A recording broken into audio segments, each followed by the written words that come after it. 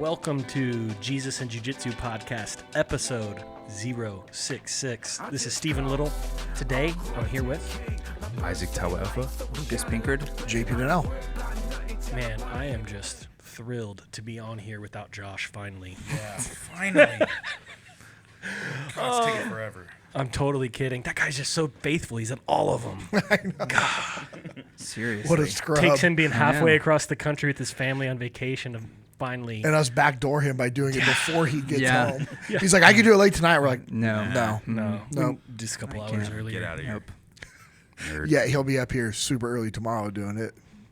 Oh, yeah, probably so. Yeah. Yep. Yarp. Yeah. All right. What do you got for our... We have some good sponsors, huh, man? Yeah, so Do we have wanna bad say- sponsors?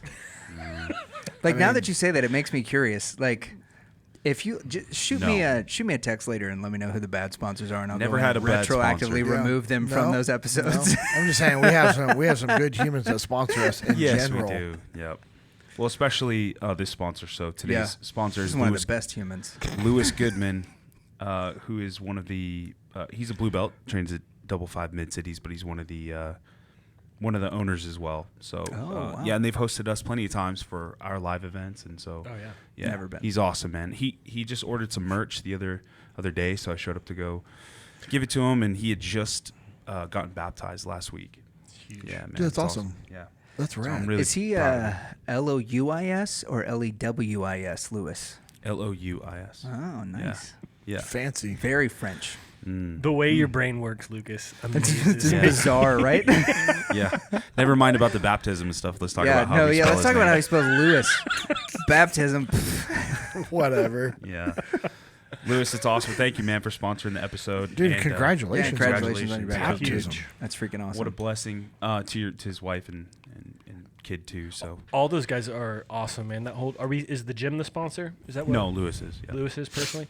Well, that whole gym's great, man. Weston Vance is the professor there, and he has also not only have they given us the space, multiple events, but he also was one of our seminars. You know, Yeah, at that's Weston cool. there from their gym. So Double Five Mid Cities. If you're in the DFW area on that side of town, the best gym on that side of town. They also have an awesome wrestling class there that's really good. Those mats, I wish there was a little more cushion because I got spilled on my head one day, but it's all good. Like, what mat has enough cushion for For me- somebody your size? Formiga's raised mat. It's kind of like a judo. The old guy bro. mats? Yes. Yeah. Yeah. Look at the super That's- blocks. That's where I like to go. You when, need an 8-inch mat. You basically need to do jiu-jitsu in a ball pit in order to well, not. specifically when it's like Isaac or someone that's going to tornado throw me on my head. Yeah. Thankfully, those mats are made for That's like judo, 700 you know? pounds between the two of you guys, right? I don't know. Like, pretty close? That's 350 It's shrinking. a piece. It's shrinking. No, it Hold was, on, that's It's 350 over, a piece. over 500. It was Yeah, five. it's over Like the 500, photo yeah. that I posted this I don't last think I week, could bench press them. it was 560. Especially not if we're wiggling. I'm going to go out on a limb and say I probably can't. If we were wiggling, Well, it'd it's be really not, hard. it Definitely wouldn't be not. that much. I'm like 285 right now, and you're what? I'm like 256 Yeah. or So something. what are Under those? oath? What are those two together? We're moving 260 and downwards. 285. I'm a That's little- like JP said. It's over 500. I'm a Yeah. little less than 260. Nice. You know. Yeah. Well, I don't know. I I'm did just sorry. eat a big lunch, so I might weigh 260 I'm right sorry now. I misweighted you guys. Thank you. That's my bad. Yeah. Misweighting people Don't ever is a dead weight serious me. offense. And Don't it's, dead weight me. It's truly, it's verbal violence. And I it want to is. apologize. Unless Thank you. they're under 200 and you misweight them up, then that's like a compliment. Yeah. Right. I mean, you know, have you seen that video of like the people under 200 pounds, like brace yourself when a strong wind comes through the room, all those deals? Yes. You haven't seen Yeah, those? they were calling No, it victim it's my weight, but I'm reality. telling you, those Victim dudes. No, man, but they're not. They're not. I mean, there's so many guys that are 180 pounds that would just choke us all unconscious. So Yeah. But bro, we don't have to admit that on these microphones. It's 2 something to do something or 3 something to be something. I just imagine some 190 pound black belt that's just sitting in his car, like driving down the highway, listening, just nodding his head and smiling. How much is Formiga 200 pounds? no. No. Okay. He's in the 170s. Yeah. That makes me feel fat. And sometimes he'll fluctuate up to like 180, but he competes like 176 or something. Yeah. I'm just thinking as you guys are saying this, I'm just thinking of like Dean Lister at 195. just murdering. Yes. Oh, Just Nate. murdering. bro, these are the fun Nate, hits. Oh no, That's he's why- probably like 210. That's why when I get murdered at the gym, people that are less than 200, they love to make their comments. I'm just fueling the fire. Oh yeah, it's just making it better. Or then it's my favorite though is when some guy's like, "Hey Steven, I've been hitting the gym. I've been eating beef. I broke 200 today." And you're like, "Yeah." I love That's it. awesome. I Those are love my favorite interactions. dude. When guys just push over. I'll never forget that when I was younger and all the guys were trying to hit 200 pounds in high school football. I like to give the big guys compliments like, pretty strong. And then just like see their reactions, especially Isaac, because Isaac is so like he wants people to be like, "Hey man, that was technically really good," and I'm always just like, "You're pretty strong, man." Pretty strong. And that's it. Just leave it at that. Like, don't mention anything about the technique. Just pretty strong. Yeah, I've been concocting like you're pretty come big back for your from that, size. like just thinking about how I want to address Hey, that always. And- Anytime someone says that to you from now on, just only Americana them. That's it. Mount to Americana every time. well, then you have that's like the next roll. But usually I just am like, "Oh, thanks, man. I didn't really use any strength this round, but I appreciate you saying that." You know. Telling Isaac he's Yeah. strong for his size, or he's pretty big for his size. Those are like two of my favorite things. Like, hey, Oh you're my pretty gosh. big for your size, man. For someone your size, you're pretty strong. You are. You're pretty strong. I'd hope so. Yeah. You should just respond back like, "Thanks. You should try lifting." Yeah, right. Yeah, exactly. And just you like could be like you could be straight-faced. strong too. You could. You could be strong too, but you got to lift some weight. But you're not. Yeah. the Arnold response, "You never will be." Don't worry. Yeah, don't worry. You never I will believe be. you. Yeah. Or you just hit him back with a very confusing like compliment, like you're very slippery or you're very noodly. That doesn't mean anything, but they've been thinking about that all day. Like, what does that mean? I was I'm not given a noodle. compliment like that. So the very first time, first off, that's the truth is that it does haunt you for years. Yes, yeah. So I was like 18, Yeah. and I was rolling with, I was working with Team Impact. I was rolling with Ron Waterman. Oh, yeah, Ron yeah. Waterman is like, he was like 305 with abs. Yeah. Pride super heavyweight champion. He's a Had monster, a sick right? match with Hodger Gracie. Yeah, Like, yeah. and Yeah. picked him up. He tried to put him in Hodger puts him in an arm bar, and Ron picks him up with one arm and slams him to the mat like effortlessly. It's pretty awesome. Hodger? It's Yeah, yeah, yeah. Because he's not a small man. No, he's not. Ron. big guy. Yeah, Makes him Ron, look small. Ron is a Yeah. master. So when Ron He's was gonna in the teach a Jesus in WWE, jiu-jitsu in order to sometime. try and balance out his Just that tag move. team, right? So it didn't look like one of them was too big. His tag team partner was Brock Lesnar. Yeah. So that they balanced out weight wise, right, and that their physiques kind of matched. Yeah. Okay, so this is the kind of guy. So my very first jiu-jitsu roll ever, right? I'm a no belt. I've never done jiu-jitsu before, but I wrestled with my brothers and fought a little bit growing up. And he's like, "All right, I need something different." I'm 160 pounds, and he's 310 with a six pack at like 7% body fat. We get done with this roll where I get destroyed, and he's like, "You're pretty wiry." That's a compliment. Bro, you could have played sad piano music and it would have been like the perfect soundtrack for the next 20 years of my life as I'm like, I'm pretty wiry. Bum, bum, bum, bum. And that's why See, you I gotta always took start that as a lifting lot of compliment weight. when guys are like, "Oh, he's wiry. You're pretty wiry." I'm like, "Thanks." I would have taken it as a compliment too if the person who gave me the compliment didn't outweigh me by 200 pounds and I felt like, oh, this is a pity compliment. Like, oh, you're pretty wiry. I didn't suffocate you because you're so tiny you were able to fit your nose between my ginormous pecs in order to get breath. That's how I took it. I was like, oh, cool. I was literally getting waterboarded by the man's breastises, and that was what kept me alive. And he was like, "Oh, you're pretty wiry. Cool, thanks." So you guys watch your compliments because sometimes You they know, hurt. Yep. I'd actually this would be one of those fun calls to action. So for all our listeners, especially if you're on YouTube specifically, if you're not, jump over there. But if you have an awesome compliment Or the worst. right that's been given to you, Oh yeah, I want to hear him. this would be a good comment section. Yeah. See, that's why this would be fun to do live one time. yeah. Yeah. On Instagram, like YouTube or Instagram. So as people, you can just have the real time comments. Oh, that would Oh, be dude, awesome. I would love that. Yep. That would be so good. We need to make that Stream into it a up. short so that Yeah. people can comment on, like people that are just passing I through wish, can comment on. I wish you guys knew somebody who had the capabilities to do Yeah, that. yeah. We just have to Make that schedule a it. short. Find the wiry little computer guy. Yeah. Exactly. Love it. If only you guys knew a nerd that could fix all your stuff. He's in Florida right now. Yeah. Yeah. Probably, Nerd. like Louisiana. I'm going to have to clean this microphone. Just spit all in it. Isaac Notion. So it's time to Oh, yeah. pay homage to our other sponsor. Thanks, Jocko, Lewis. Jocko Fuel. 3, 2. missed it. Danny Ziem. Fingernail slipped off. Did it get under your nail? Barely. I went That's like around the worst thing. thing ever is when you're trying to open up a can and you get it under your nail and it just like rips off part of it. Or if it just shoots under and then rip I any won't nail. open a can if it's done that to me. Like it wins. And so it gets, I wait another day. Yeah. You're like, Yeah. Nope. It's like, nope. it's like a deer that evaded you. Yeah, you're victorious. You live another We'll day. see you tomorrow, buddy. Hey. I've never been beat by a can. I can't relate. Yes. Well, So here we go, guys. that's the one thing that you and I don't have in common is that you've never been defeated by a can. The one thing that separates the two of us is I've been beaten by a can and JP hasn't. Yeah, You heard it here first. And with that can would be Jocko Fuel, Yes. also known as the Jocko Go specifically. Tasty. The cleanest, the healthiest, the best energy drink in the game. I say, if your grandparents are drinking energy drinks, you're praying it's a Jocko Go. That's if your true. young kids are drinking an energy drink, it's Jocko Go. These are the drinks that are safe and clean. Why? First off, it's sweetened with monk fruit, all natural. There's no sugar, so it's good. It's good to go for keto, good to go for paleo, Whole30, all those things. On top of that, it has only 95 megs of naturally occurring caffeine, no funky additives, no weird chemicals.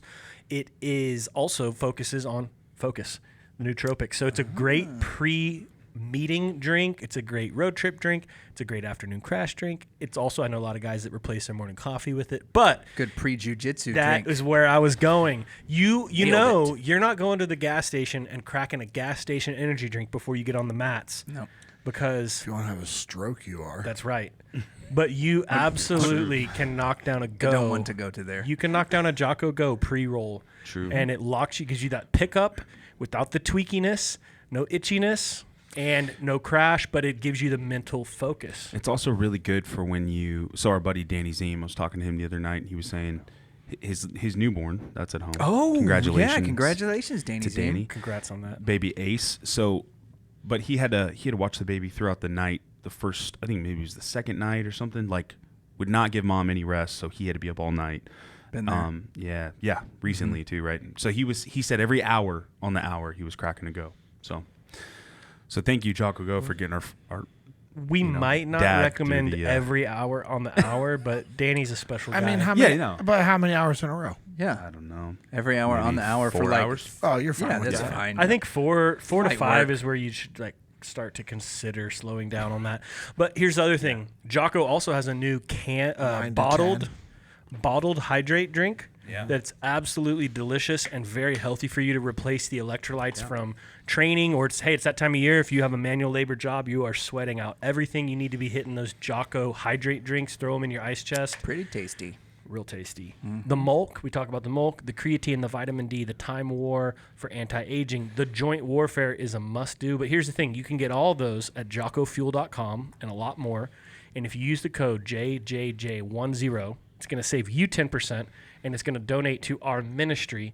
And you guys, the listeners, the men and women that have listened to this podcast and used that code have blessed this ministry. It's part of the reason we're able to still sit up here is from that code and Jocko Fuel being so good to us. And that code also works on Origin's website, originusa.com. No, it does not. Yep. Not anymore. Anymore. Just found that out too. Sorry. Yeah. Yeah, Origin. They don't have the affiliate program Yeah. anymore. So if you want Yeah. Two discounts on companies are Origin separate, stuff, yeah. sign up for their email list because they do sweet deals all the time. There you go. Yes, And we they still do. love Origin. Origin's 100% American-made products, best skis, best rash guards in I would the like one of those one day. game. Rash guards. Rash guards. Can we'll we? have them at the end of this week? So Nice. they will be live at the end of this week. That's fair to say? Well, we'll receive them by the end of this week, and then Some of them in person. So here we go. Yeah. They will be live in the next 7 to 14 days for purchase on our website. Ooh. Right? I think they're going to be. So the plan is they're going to be in person purchases for the next. We're trying to get them for an event. Yeah. We're not for gonna the we're not gonna 22nd. blast them on the website. I would love to, but I think we'll be out. Oh, real no. quick. No. Is We'll there a just motion? We'll hold back part of the inventory. So this is easy. I can help you with it. We'll hold back part of the inventory for in person. Like maybe can we upload 50% of the inventory? I don't think so. Or I think we're gonna- 30%? I think we're Yeah. going to sell them out, but yeah. But no, you think in person? we Yes, sell that, them? and then we have our live event, which will we can announce since Yeah. we talked about it too. Okay. What's Yeah. the live Sorry, event? there's a lot. I want to hear about this. Well, the live Jesus and Jiu-Jitsu event, the next event. Is that Oh, right, yeah. JP? We're gonna hold them all for live. No. So let's put some of the inventory online. Yeah. Okay, so we'll put part of the inventory online. What Isaac is saying is for the people local to Double Five and the surrounding gyms, we're going to give them a week to like get their in-person like orders, and then the following Saturday when we go up to Oklahoma City for that event, Check. we'll bring a portion with us, and then the rest we can put online. Okay. Yeah. So you'll see them online in the next month-ish, and we will turn around, once that moves, we will turn around and do a reorder Yep. right away. So look, here's the thing. They're actually in production. So they're in production. As they're listening to this episode, they're being printed. Right. From our bro Greg up at Origin. Tuesday. So this Thanks, is Greg. Tuesday, and it's being printed. And if you're listening to this on Tuesday or after, it's already been printed. Yeah. But here's the other thing. We have a new website live with our merch on it, and that is expanded merch from what y'all have witnessed. We have our black and white original logo tee that I'm wearing right now, the Jesus and Jiu-Jitsu logo tee with the cross, the white cross on the back. It's a nice, beautiful cross on the upper spine. Those are for sale. We have a brand new, thanks to Isaac and all his hard work, a brand new army green version with the black logo and the black cross on the back. We've got our hats that I'm also displaying today. Which are slightly different from the other ones, which a lot of people, we've had good responses to these. Yeah. Our hat guy told us the big patches we had before were not a good move and Well, more prone to falling off. So. It just depends on if you want someone to see the Jesus and Jiu-Jitsu logo on your head from 600 meters away or, It's really good when you're driving down the freeway and opposite traffic thinks it's a billboard and they realize it's you wearing your hat inside of your car. They're honking to say, I love Jesus like it. too. Yeah. So, That's great. no, So it's these whatever are- you want. I think these are much more tasteful, Yeah. a little more subtle. But people can still read it. I wore mine to church this morning, got a compliment or Sweet. two. I Yeah. love it. So it's cool. So we've got the black shirt. We've got the army green shirt, brand new. The local market does not even have those, but they are on sale on our website. And coming soon to the merch page as well, Jesus and Jiu-Jitsu flags, which a lot of people have currently just because we've been selling them at the live events recently. I just got a new order of those in, and then If you have a garage gym, or you have a jiu-jitsu gym and you're not flying a Jesus and Jiu-Jitsu Yep. flag, what are you even doing with your Come on, life? dude. that's right. We also have the stickers. Lewis? We have stickers as well for Yep, sale on the yep. website. So that website is Jesus A&D Jiu-Jitsu USA.com. So Jesus and Jiu-Jitsu USA.com. Go visit it. We can also sign up for our email list there to get information about all things Jesus and Jiu-Jitsu ministry, podcast, live events related. We're working on a calendar. It's going to be on that as well. So we are making steps forward, and our great buddy Ben did amazing work on that site. And so Ben Duff. the man, The man. Pretty good. the Thanks, myth, Ben. I like Ben. the legend. Well, yeah, and the reason why all of that's important, obviously, but the reason it's important is because it's one of the main drivers of how we are able to afford to pour into different ministries within Jesus and Jiu-Jitsu and afford to do more and more. So more Bibles, more live events, more discipleship programs, more expansion, infrastructure for the ministry, all that stuff. So thank you guys for your support. You're welcome. Good. Yeah, I'm excited and be looking for. We've got good plans with that as we've seen what you guys want. And hey, if there's something that hit us up, let us know in the on our personal pages. Shoot us a message. The account, as we've said many times, gets bogged down. Hit us on the comments here on YouTube, but let us know if there's a specific piece of apparel. If you're like, man, I want some joggers to throw on after no-gi training that's logoed out for my gym, or whatever it Sick. is that you're thinking. If there's something specific, let us know. Sick. All right. Big dog. Oh, is it my turn? Yeah. We're gonna go serious now. So I have an excerpt from a book. We've been doing that a lot lately. This is from one of my favorite books from one of my favorite authors. It is Dr. Stephen Mansfield and his book, Mansfield's Book of Manly Men. And it's a gem of a tome. But it starts off by talking about these 4 manly maxims. And so I'm going to read what the manly maxims are, and then I'm going to read a poem that he's got included in one of these chapters. Every one of the chapters in this book is labeled with a quality. So loyalty, respect.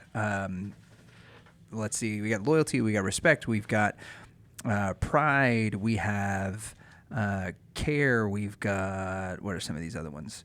So they're all just like characteristics: friendship, blessing, quest, honor, humor, restoration, self-education, wildness, vision, humility, sacrifice, presence. So each one of the chapters is labeled with a characteristic that every manly man should have, no matter how he displays it. And then he gives a biblical example or an example from a historical character. He uses Churchill a lot, as well as some other guys, to exemplify those things. So his 4 manly maxims are this, and I want to read this, and then I'll read the poem. The 4 manly maxims in order. Number 1, manly men do manly things. Number 2, manly men tend their fields. 3, manly men build manly men. And 4, manly men live to the glory of God. So there's this poem that he does after this small little chapter that kind of introduces part 2 called Show Yourself a Man, where he uses King David as an example. And this is the poem. The poem's called A Man. A man doesn't whine at his losses. A man doesn't whimper and fret, or roll at the weight of his crosses and ask life to rear him a pet. A man doesn't grudgingly labor or look upon toil as a blight. A man doesn't sneer at his neighbor or sneak from a cause that is right.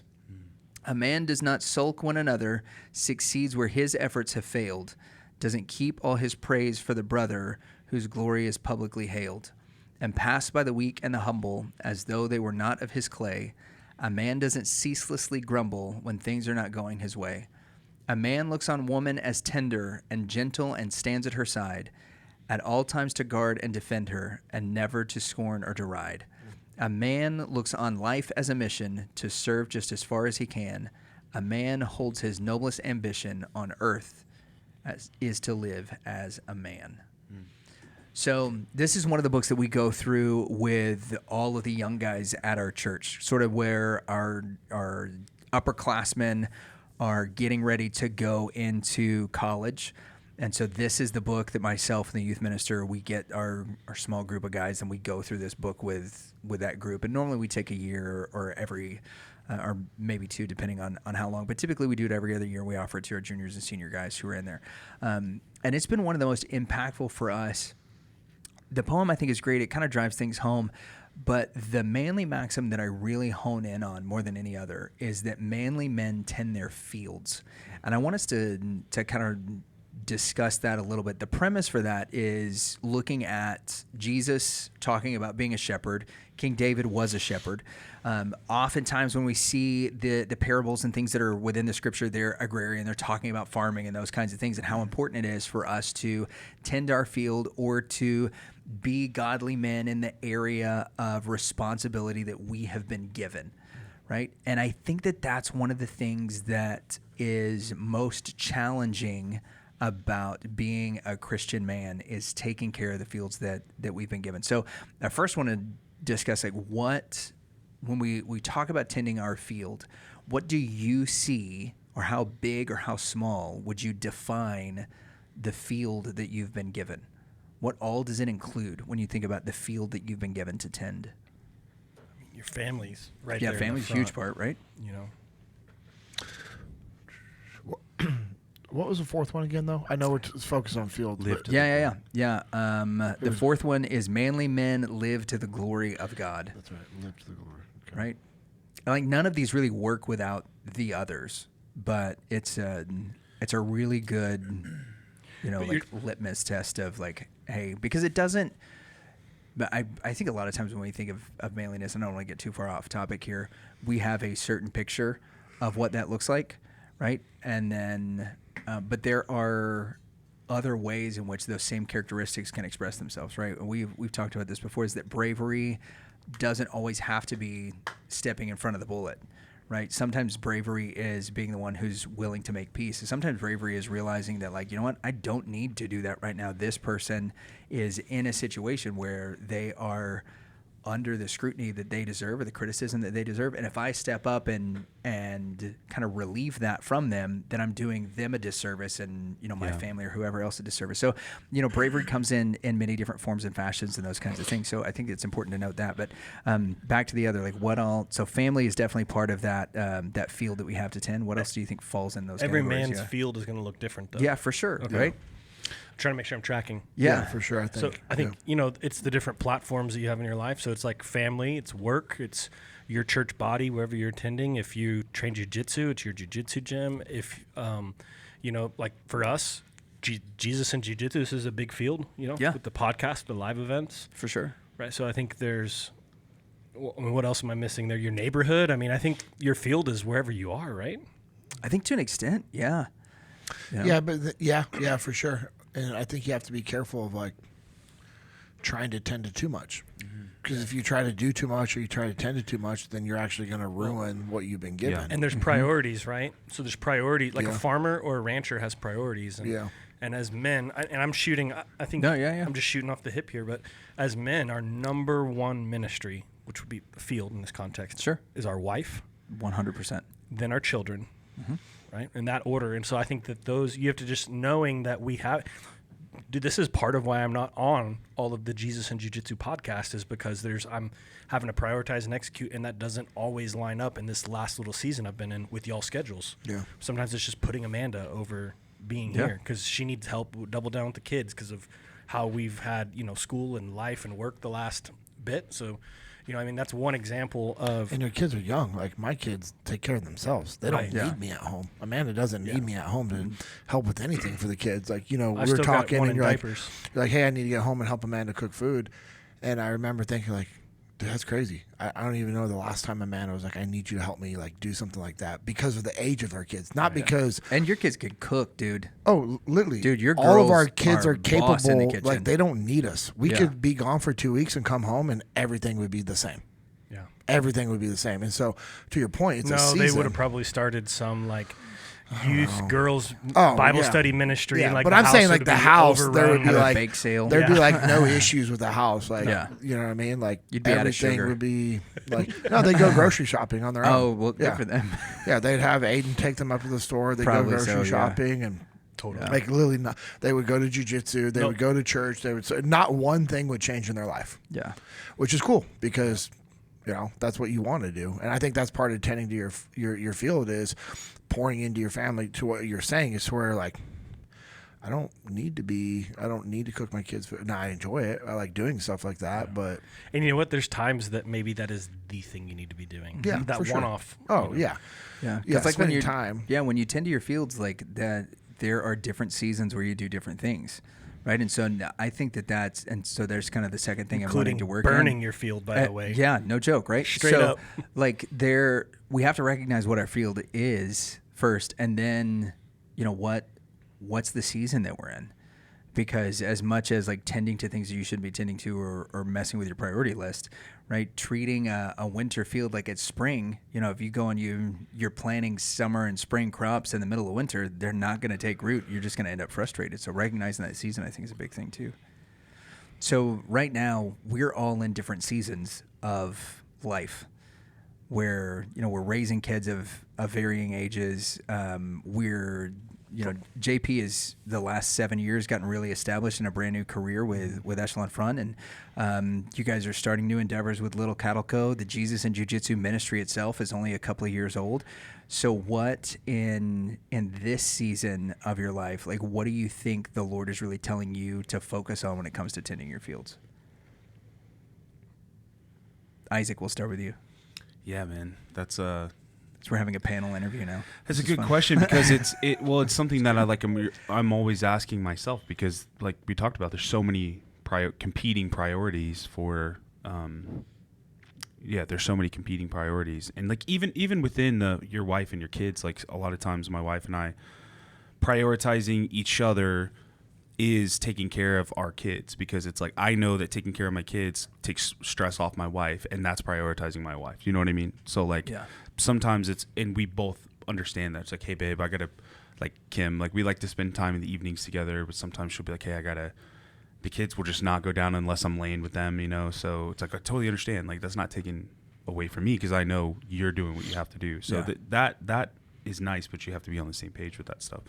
But for me, I think the fields that God is really, I'm always tending to work has to continue to provide, but in the season for me specifically, and this is kind of internal conversations we've been having a lot over the last few months, has been Jesus in Jiu-Jitsu has been a really heavy burden, not a burden like it's a bad thing, like a burden like, hey, I really feel strongly about like charging ahead on a lot of this stuff, and so stewarding what's in front of you. Yeah.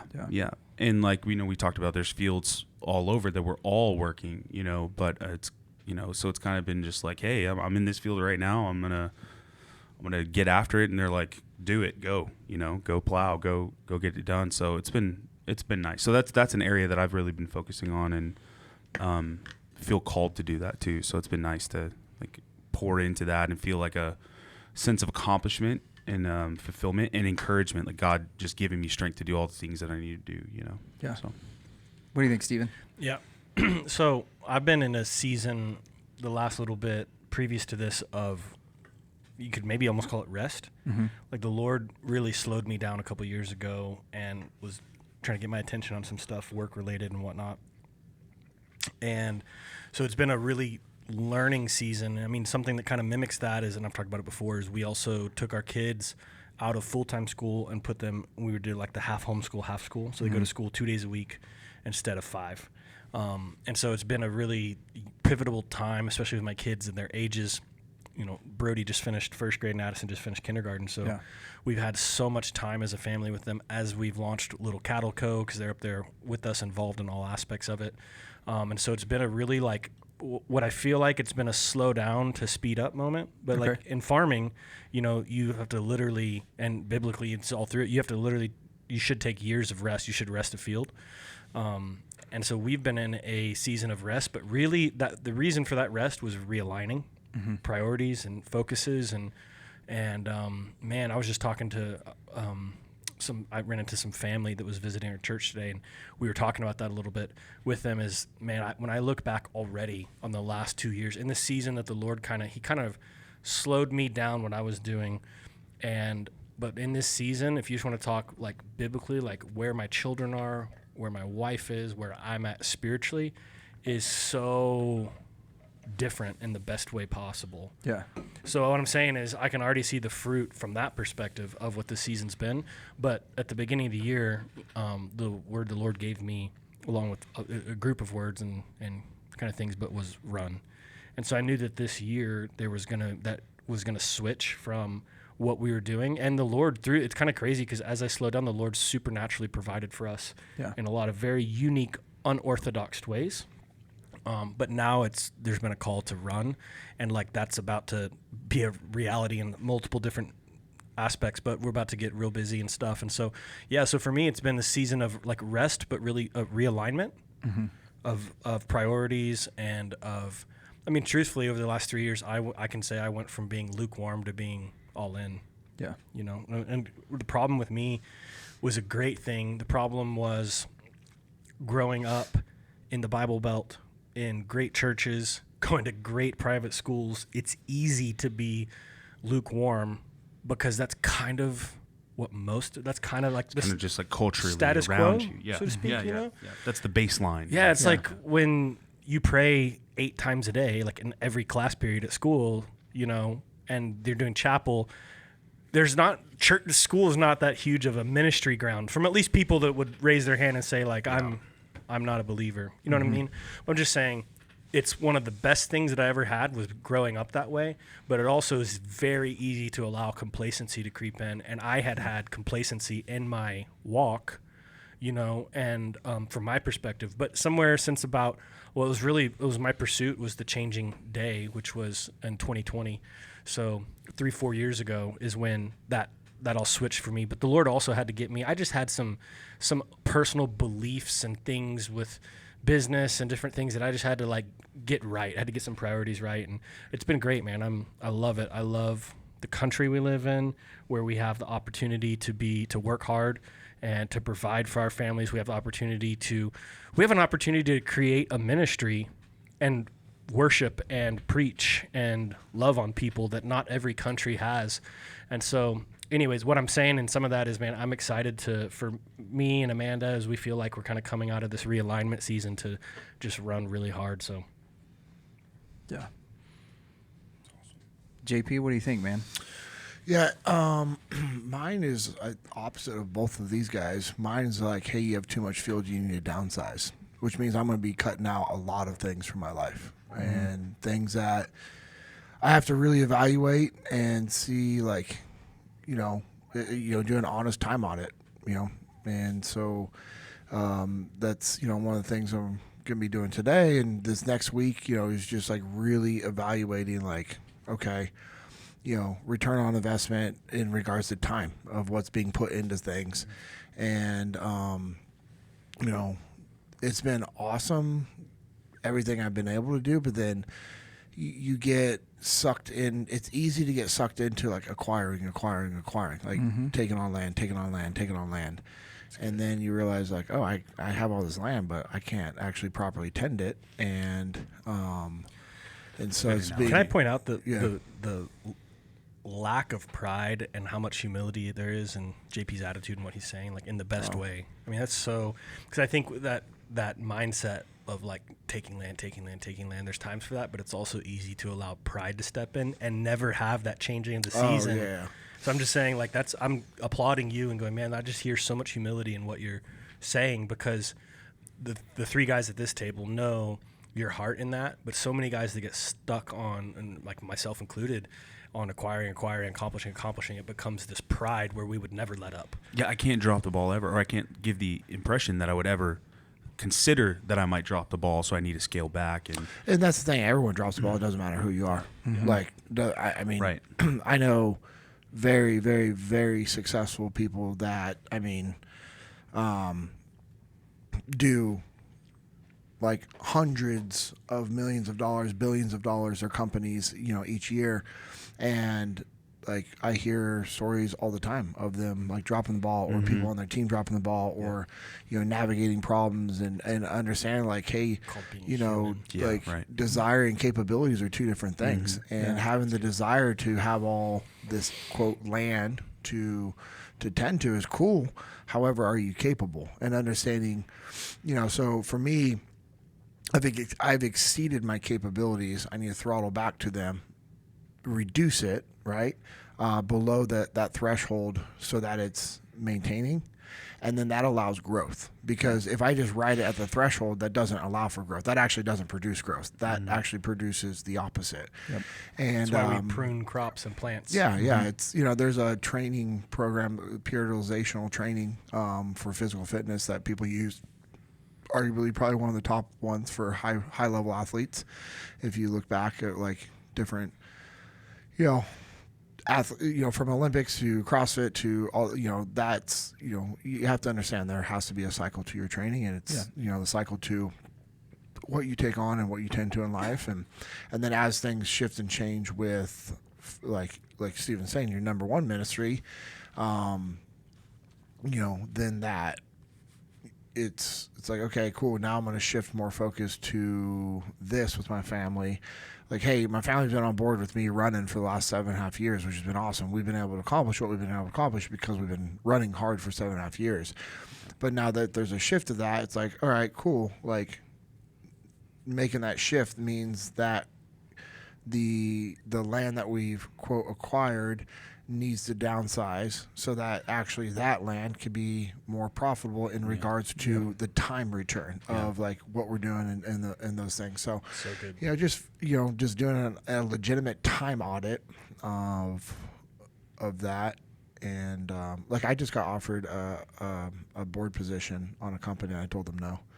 I mean, it was a sweet deal. And I was like, no, I don't have the capabilities nor the desire, And I told the guy, I was like, I'm not going to be able to, I was like, what are the requirements? And he told me, I'm like, nope. Can't do it. He goes, no, he goes, but that's, I'm like, I'm telling you, I don't want to make that a priority. Yeah. I don't care that if you're telling me potentially in 10 years when the company sells, that equity could be worth $30 million. Yeah. Cool. That's a big what if. And the time to get to that, I'm not making a priority. And I want to be honest with you up front instead of like, I'm just not going to shift my whole life to do this. So it's frustrating when you do that on a self-assessment, but if you don't do it, everything else falls apart. So that's kind of where I'm at, which is opposite of like, it is. Well, just because of age and, just different seasons of life. Yeah, for sure. And that's, one of the important things about recognizing that season. We've got a friend right now who his sister-in-law and brother-in-law moved to Colorado. And they lived in Oklahoma. They sold their place in Oklahoma, except for, they sold like 40 acres and kept like 5. And then they've got this place in Colorado, and it's beautiful.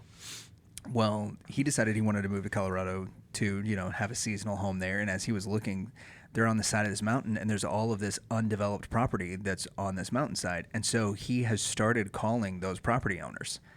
And he's like, hey, I want to buy your property in Colorado on this mountain. And they're like, oh, it's not for sale. And he's like, you've never even been out here. I can tell you've never even been out here. You don't know what this looks like. You can't get to this property without a 4-wheel drive vehicle. Your property looks like crap. Whoever sold it to you doesn't know what they were doing. Like, it's not level. You're never going to be able to build out here. Oh. And he's telling them things that that they're the reality. And yeah, they bought it as an investment property and thought, hey, this is going to be a good thing. They bought it sight unseen because they knew it was on a mountaintop in Colorado and it was going to be awesome. And he's sending them pictures of this property that they never...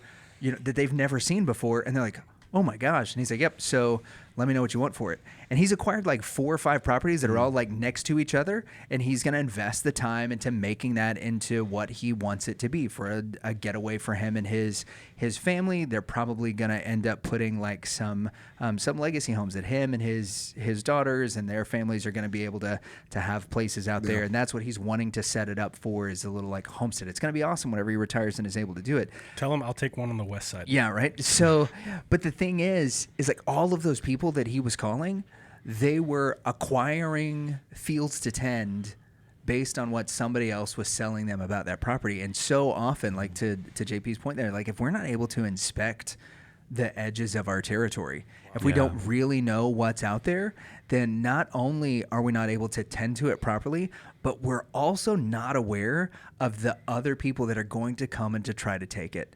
Yeah. And that's one of the things I think in the lives of Christian men in particular, where we have some blind spots where we're like, you know what, I need to be doing this, I need to do this thing, and this is a ministry opportunity, and this sounds great.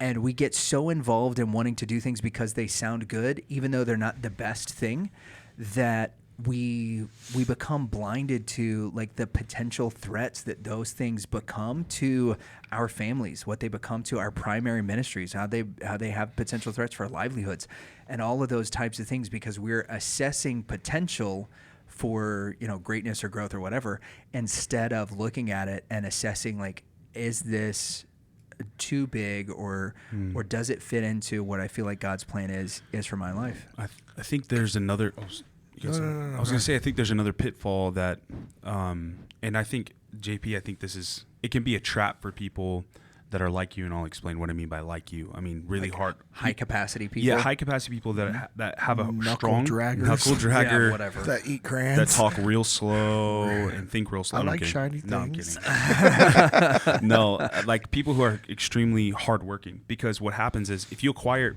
a lot, and then you acquire a lot of fields, and you say, if the only thing necessary for these to succeed is for me to just work harder, I can do that. If it's up to me, I'm just going to work harder. I'm going to sleep less. I'm going to get up earlier. I'm going to work until the sun goes down. I'm going to sweat more, whatever, if that's what it takes to succeed. So the hard part is actually, doing that time audit, go, I can do that, but then, I'm not able physically or whatever mentally. Well, and there's seasons where we're probably called to do that. Yes. Right? Yeah, where we've got to go do the sun up to sundown, and we're still going. Yes. Yep. And so it's all about being sensitive to that season of where the Lord has us. Yeah.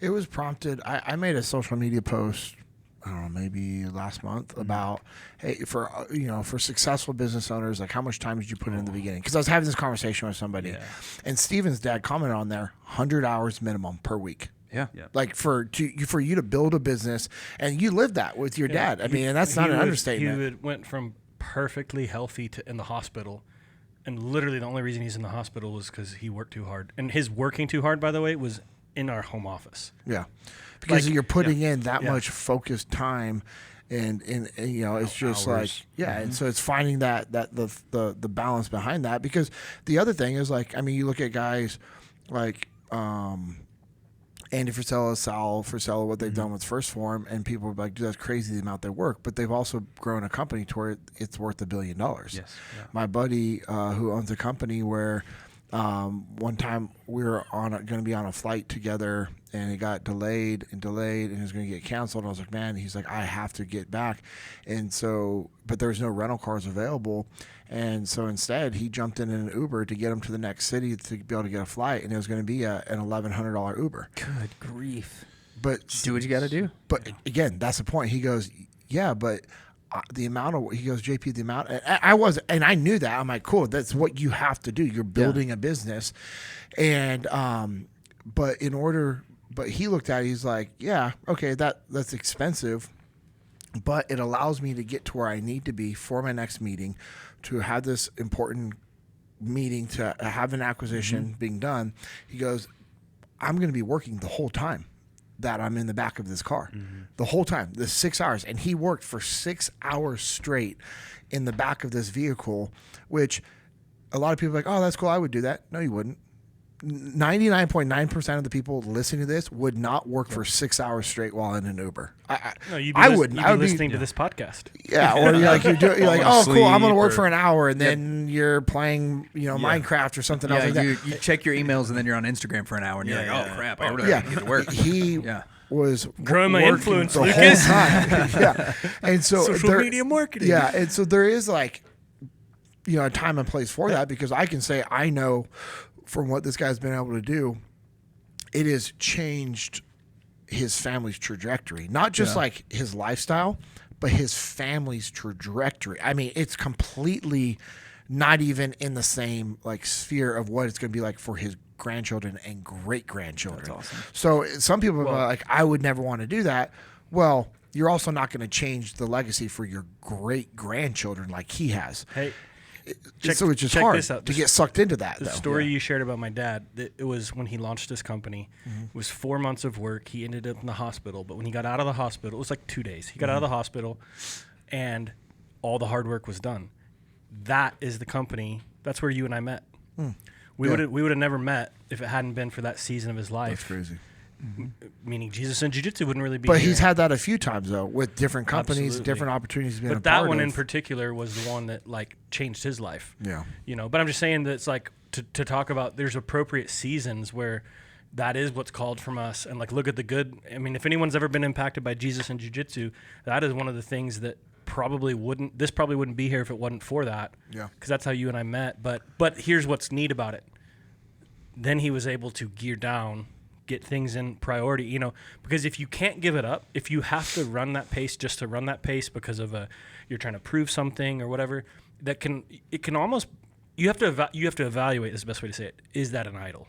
Yeah. Maybe not, right? But is it an idol? Like, so that's where I think it's so appropriate. So like JP right now shared with us that you feel like the Lord's asking you to reevaluate some stuff. Well, if you're unwilling to reevaluate some stuff, it's an idol. Yeah. 100%. And when you were talking earlier, and I started saying, you're like, go ahead. I'm like, nope. That's what I was going to say. Well, not the idle part. What I was going to say is you have to be careful of how good it feels to say yes to doing things. Yeah, right. Because that's an addicting feeling, because it's a legitimate dopamine hit that you get. If someone's like, hey, can you, and you're like, yep, I'll do it. Yep, I'll do it. Hey, I'm going to do this. Hey, I'm going to do this. Boom, boom, boom, boom, boom. And that can push into pride, which is what I was Oh, complimenting no, on you. 100%. Which the is like, ego. and that's what I was complimenting you on not having earlier, by being able to evaluate going, because it's real easy with pride to go, I'm going to take more territory, I'm going to take more territory for pride's sake. Yeah. But when you can see that you're like, hey, like sharing it how you shared it, I'm like, I was just listening to you going, wow, look at the lack of pride in the best way. Like, look at the abundance of humility that JP's living in right now and sharing with us. Because to be the guy that says, I'll take the land, I'll take that one too, I'll take this one too, I'll take this. You know what I mean? When you're doing it for pride's sake, that's something I think as men we can all get trapped in, whether it's something small or huge. And men and women definitely get trapped in that. But then you have to be careful because it's really easy for you to convince yourself that you're doing it for the right reasons. Oh, no doubt. Yeah. Right? Like So how do you do that honest assessment? That's what's hard, man. Holy Spirit, bro. Yeah, no joke. Like the only way. We were I was preaching about this a few weeks ago when the disciples. So Jesus predicts Peter's denial after the Lord's Supper, and he's like, all of you are going to fall away, and Peter's like, never going to happen. Jesus is like, yep, you're going to deny me 3 times before the rooster crows twice, and all of the other disciples are like, nah. No, we won't. Like all of them are like, no, none of us are going to fall away. It's never going to happen. It's never going to happen. And all that is ego, right? Jesus, who is the exact fulfillment of prophecy, who knows the future, the beginning and the end of the story, was like, this is what's going to happen. And like, nuh-uh. Like, what kind of arrogance do you have to look at Jesus and be like, hey, bro, pretty sure you're going to get this one wrong? Specifically, the guys that have left every single thing in their world to follow this guy around the world camping.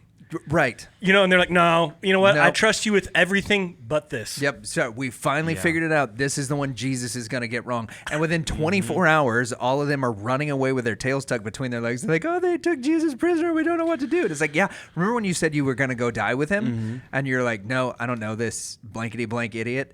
Like, that's essentially what Peter says in his last denial. He curses the people and Jesus whenever he's trying to deny it. It's like, oh, cool, bro. Like 24 hours ago, like less than that, just a few hours ago yesterday, you were like, no, I'll die with you. Yeah. And now you're like, nah, I probably shouldn't even be seen in the same place that you are because that could mean that I get into a little bit of trouble with the high priest. Like, it's absolute arrogance and pride. And what's so interesting, particularly about the sin of pride, is it defends itself. Yep. Right? When Jesus says to them, no, you're going to do this, they look at the Savior, who they have all claimed that they believe is the Messiah, and they're like, nuh-uh. And he's just like, that's a terrible defense. But that is, for so many of us, like that's where it goes. When our pride is on the line, even when the Lord is pushing back against it, which is the reason that the scriptures say God opposes the proud, because it has to have opposition. If our pride isn't kept in check, if it isn't opposed, then it never bows down. And we do that all the time. When we're taking more territory, like, oh, this is a great idea. This is a great idea. And we talked about this, I think a couple of episodes ago, like in the book of James, it says, you make such and such a plan and you're going to go to such and such a city and stay, a year and you make such and such a profit, but you never say if God wills. Yeah. And God's in the business of like tearing that stuff down that we don't need and forcing us to be humble, not just to remind us that he is God, but to prune us for our own good so that we get back to a functioning, working capacity. Love It's so beautiful. wild, man. My pastor was just preaching on John 15 today about the vine and the branches. Yeah, about the vine and the branches. So perfect. But pruning, that season of pruning, God prunes that it might produce more fruit. So every branch that produces fruit, he prunes that it might produce more fruit. So, and I think that's like every relationship that you surrender to God, every new venture that you surrender to God, the ministry, whatever it is, he and our lives and our fields, he prunes that it might produce more fruits. We give it to him, like you said, not doing as like, I don't need all of this land. I'm gonna tend to this land here, and I'm gonna, by God's grace, is gonna produce more and more fruit, like this area. There's some. I'll change my comment of what I was about to say about this person. No, I'd love to hear it. No, Come on, it doesn't represent the brand well at all. Or whose brand? What brand? All of them that I'm associated. My ecosystem. My ecosystem. I want an ecosystem. Most importantly, JP most importantly as a Christian, right? Okay, yeah. So, I'm I was in like, that ecosystem. so argue that one, nerds. There's no. That's like that was like the ultimate reset button. It's like, really? You're like, mic drop. As you were Sunday saying, school answer. there's an individual on Instagram, and he's lost, man. He needs Jesus. It's sad. And he made a comment posing in front of a bunch of vehicles and saying that something along the lines of, it's not all about the money. The people that say that aren't the ones with money. And I was like, actually, I I have very close friends that make a lot more money than you do that have actually said it's not about the money. It's about being of service to people Yes. and helping the people around them. And of course, I've gotten no response from this person. And you know, which I wasn't doing it to stir the pot, but it was like an actual like, and the amount, well, mostly to stir the pot for the people that follow him and that get sucked into the BS lies that he puts out there. Yeah. The amount of people that I've had like it and send me Was private this messages. D. Josh Strasburger actual? No. Hollywood He's Josh. not- Well, Yeah. he has actual on his Instagram. Yeah. I didn't Yeah. know if he's posing. Yeah, on he cars. took a picture in front of a Honda big red 3-wheeler and was like, "Bros, not everybody's gonna be able to get this." Yeah, Yeah, but it's funny the amount of people that liked my thing and then replied to it for me on the personal message side. They're like, "Hey, thank you. I'm glad you said that. It needs to be said." And then it was just just a reminder of like these. Yes, money is important for sure. I have bills. You know what I mean? I have a lifestyle. I have all these things that require money, but like there's things that are much greater than that. And you know, as I was looking at these 4 things, they all tie in together. They all, like you were saying, they all tie in Yeah, they all together. build. But if you look at the root of it, which I believe is the foundation of those 4 is live to the glory of God. Amen. So if I'm looking to live my life to the glory of God, then guess what I'm going to do? I'm going to build up other men around me because that's the right thing to do, which is also a version of tending to my field because the people around me are associated with my field. And tending a field is hard work, which means you're doing manly things, building men, taking care of your flock. Those things, that's what being a man is like, which is living to the glory of God, because that's what God asks us to do. And it's I was just thinking about that and how people just have it 180. Yeah. Just thinking. Anyway, so that's all.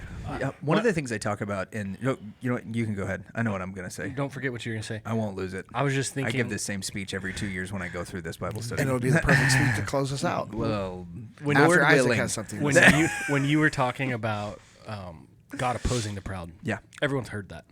But I just had the epiphany. I've never heard it articulated this way, which is at our point of salvation is when we finally come fully lay down our pride. Because you're saying, I can't do it by myself. Yeah. I need a savior, specifically the savior. And it's like that moment is when we put all pride down to say, Lord, I can't do it without you. Yep. Yeah, there's a C.S. Lewis quote that comes to mind there that C.S. Lewis says, "We don't come to God as bad people looking to become good people. We come to God as rebels laying down our arms asking for citizenship to the kingdom." So good. You know, and that's one of the things Troy always says. He's like, when you, I wonder if he got it from that train of thought, but he's talking about like you're joining his army, his kingdom. You know, you're leaving one kingdom. Mm-hmm. Like, so if you're not on God's kingdom, there's only one other kingdom that you're a part of. Yeah. Oh, that gives me. Oh, Right. Yeah. that is a terrifying thought. And then here's the thought That's too that Eric Fisher from Pursuit shared with us, one of our good buddies who lives up there, who's just, man, I hope you're listening to this, Eric, because I just want to tell you, I think about you often, and normally from your funny memes on Facebook, but dude, you are such an epitome of like sanctification, meaning like from when I first met you to where you are now, you are just, every time I encounter you, you're more like Christ. Yeah, every absolutely time. true. And to watch your growth is incredible, and I hope that my life can emulate that. And there's a handful of men I could call out, but Eric, you know, he shared this poem with us that was like from one of his times with the Lord on a recent pursuit, and he read this poem. It was talking about a guy considering, like thinking about surrendering his life to Jesus. And he's sitting on the fence, and he's watching. He's like, all the promises of the world, right? All the promises of the world, the sex, drugs, and rock and roll, and women, and the good times, and, you know, no rules and all this stuff. And then like, okay, we're surrendering to Jesus and everything. Ends up happening is his time runs out before he makes a decision, and he ends up in hell. And he's like, what do you mean I was on the fence? And Satan's like, no one told you? Like, I own the fence. The fence is mine, son. Wow. You know, so while you're not, if you're either in God's kingdom or you're in Satan's kingdom, period. You know? Yeah, that's why there's always, I mean, like everything that has to do with like there's any spiritual element whatsoever, and people try to like say like, oh no, it's just positivity, or it's just kind of like, I mean, there's nothing wrong with mindfulness. And I don't mean to, yes, and I don't mean to like pick on yoga specifically, because there's a lot of people who just stretch. They're like, dude, it's just stretching. But if you look at the origins of it, side of the yoga, spiritual side of it, and you are like, you know, it's like worshipful, you know? And so it's funny because people are like, it's not a big deal. It's just this. It's like, yeah, but you're just drawing on power that is from some kingdom, and it's not of the kingdom of God. So where is it coming from, you know? So it's not, there's no neutral is what I'm getting at. Just like you were saying, the enemy owns the fence. He owns all that gray area too, where we're like, you know, drawing on power. And if anyone, this kind of goes on the line, it was a different theme, but it was in church today. It's like, if any preacher or church or person is telling you otherwise, leave. Yeah. Leave. There's no positive in the gray. There's no gray that's going to get you into heaven. It's either you are submitted to King Jesus or you're not, period. And that's it. And that's the hard line. And we don't like hard lines as Americans because we like our freedoms and all these things, but it's like, there's a hard line here. It's black and white. You are submitted to King Jesus or you're not. And there is no gray. There's no pretend Christians, right? The lukewarm will be spit out. Yeah. Right? The lukewarm will be spit out. And like the way I heard my pastor say it today is, that's a rejection of a kiss. Like that's a rejection of the acceptance of the Father. Yeah. And so, you know, I'm just encouraging you, as I do, like, get off the fence, because the fence is not friendly territory. The gray is not friendly territory. You are not doing yourselves any favors by being on the fence or by being lukewarm. Yeah. Isaac, any final thoughts for Lucas? No, man. I mean, well, I'll just say yes to tending the fields. I love that conversation, and I'm thankful for the illustration, because it's a good thought exercise, just like you were talking about taking the time inventory. It's like, yeah, what field am I standing in, like working hard and toiling and you know, digging up dirt right now? We're all in some field doing that, having to do it. I love the illustration and the imagery. It's going to stick with me, especially about what you were talking about acquiring, because you're just like, it's just me. I mean, it's you and the Lord, but also he's called us to be good stewards of that. And a part of being a good steward is not taking on so much that you can't get to everything, even if you're a super hard worker. And that's a really good warning for me looking ahead in the future, because I'm in that season of, I think we're both kind of in that season of running and taking on stuff. Yeah, and that's, you know, that's why I was like, oh, these are all tied together, which I know you guys saw that too. And the build other manly men, and if you're a woman, listen to it, just apply it to like you, okay? It's important to have those hard conversations with people, which is, you know, tending to your field, because your friends and your family and your you know, just the people in your life. And for me, it was because Leif and I were talking recently, and I told you guys this, and I think I went deeper into it with Steven. You know, I did, we have a tool that we created at Echelon Front that we do with our clients in our LDAPs, which is our Leadership Development Alignment Program that we have, where it's an actual prioritize and execute time audit. It's an actual tool. It's like you go through it. It is so humbling. So humbling if you do it. Like, it's like our balance assessment. If you do the balance assessment, and you're honestly, honest about it, you know, but it's a good humbling moment. And I did that time audit, and then Leif and I reviewed it the next week after I had done it, and I was like, okay. And you know, and for me, that's, you know, that was Leif building other manly men, right? For him tending to his field, because I'm a part of Echelon Front, I'm a part of our executive leadership team. And, you know, and then for me, tending to my field was doing that honest time audit of like, I have to be like, no, I can't fudge this. I have to be, and he was like, yeah, rough. And I'm like, nope. And he goes, I didn't think you would do it like rough.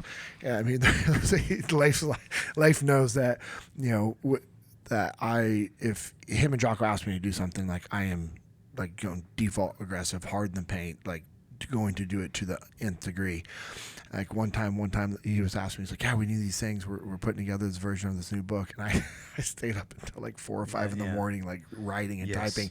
He goes, oh, I didn't need it tomorrow. I just needed it. Like, I needed to get it to you tomorrow. And I like took some Discipline Go pills that night. I remember it was 11 o'clock and Amanda's like, and I told her, she's like, I'll see you in the morning. Yeah. And like it was like, take Discipline Go pills. She made me a cup of coffee and I was on the computer all night long, like just typing and working on some stuff. But that's what I did with the time audit. I was like literally down to the 15-minute mark. I love it. And luckily, I'm pretty strict with my calendar, and everything that I do goes into my calendar. I do it for like self-audit accounting purposes.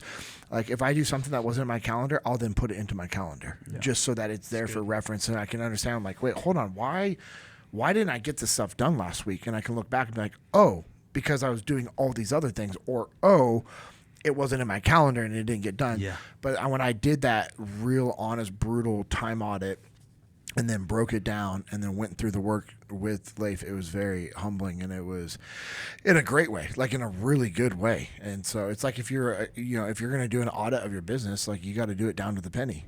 Because if you don't know your business down to the penny, that's a problem. Yeah. And it's the same thing with your time. Your calendar, your time, that's your business. Yeah. That's how you serve. That's how you actually tend to your field. It's like having the abilities time-wise to take care of your wife, like Steven's saying, take care of their kids, doing all these things. And so, I mean, I really, all these things were tied together pretty sweet. One of the things that I thought of as Isaac was talking about, really working your field, putting in the hours, and then you're talking about how they all tie together, building men. One of the concepts in ranching is called neighboring.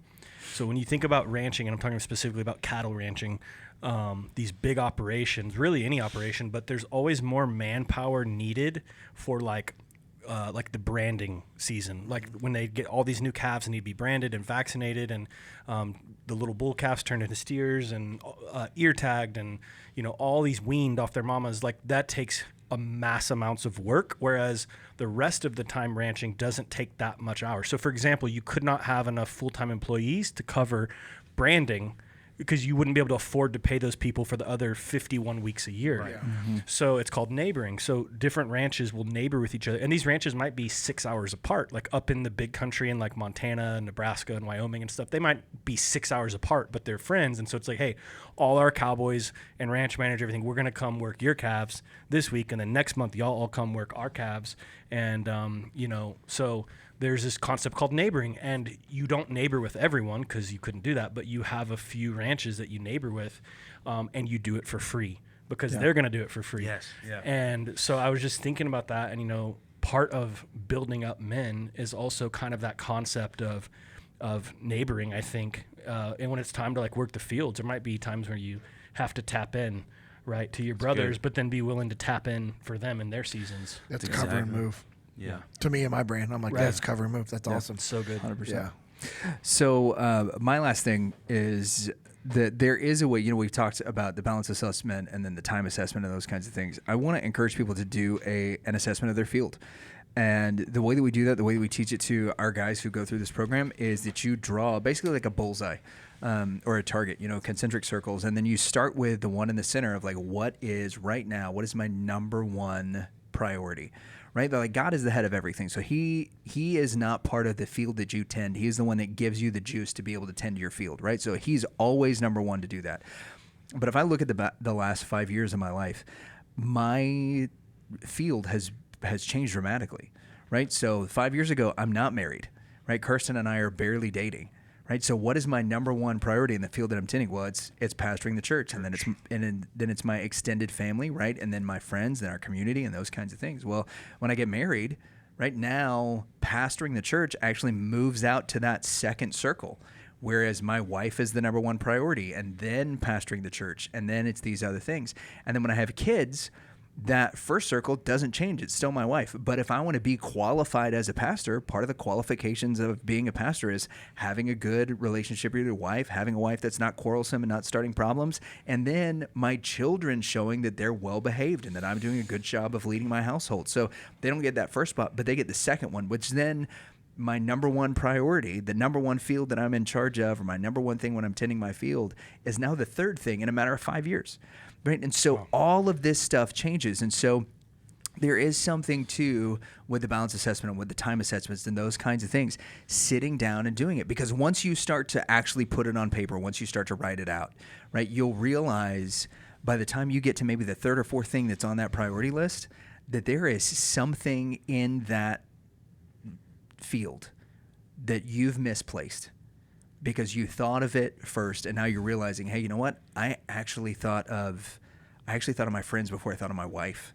Whenever it comes to what I'm supposed to be taking care As of, you're I thought of talking- work before I started doing these other things. Yeah, As you're Isaac's doing talking, it Isaac's drawing on his paper, his circles, and I can see he has something marked out. already. Yeah, I literally Yeah, right? did. I'm like, don't be reading this stuff out That's loud. funny. Yeah, I yeah. did scratch it out. Yeah, That's because funny. well, and, what you're and that's saying. and that's the nature of it is like the way That's that our funny. mind works. Yeah. Our mind works and processes like whatever we're dealing with. It doesn't process what is the most priority thing or the thing that really needs and gets the most priority. And that really helps bring us back to, if we're not doing these things in the right order, we can't bring glory to God, right? If my home life is a wreck, right? If my marriage is failing and my kids are terrible and I go up and I'm trying to preach about what it means to be a good man or following Jesus, and you can point to my life and say, but you're obviously not doing a good job of that, my ministry is hurt.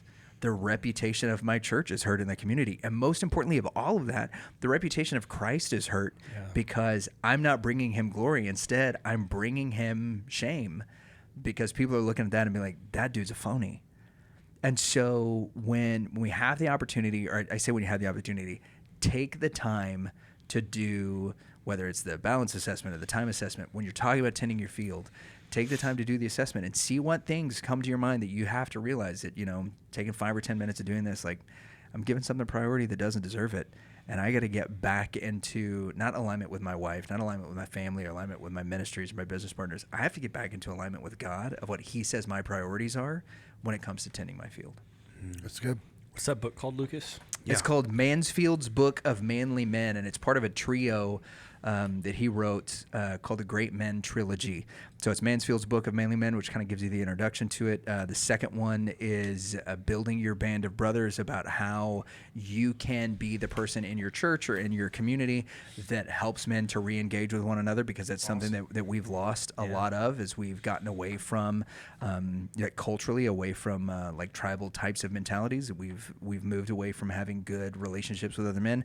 And then the last one is Man on Fire. So once you establish what it takes to be a manly man, you've built your band of brothers, and then how do you guys get on fire and change your communities for the better for God? So that's his trilogy and the Great Men stuff, and he's got a bunch of cool stuff that's out there. Dr. Stephen Mansfield's a stud. Yep.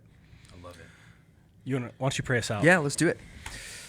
Heavenly Father, we just thank you so much for the opportunity that we have to come and to riff and to talk about, Lord, just what it means to be someone who is not following Christ from a distance, but rather who is following somebody by sticking by Jesus' side.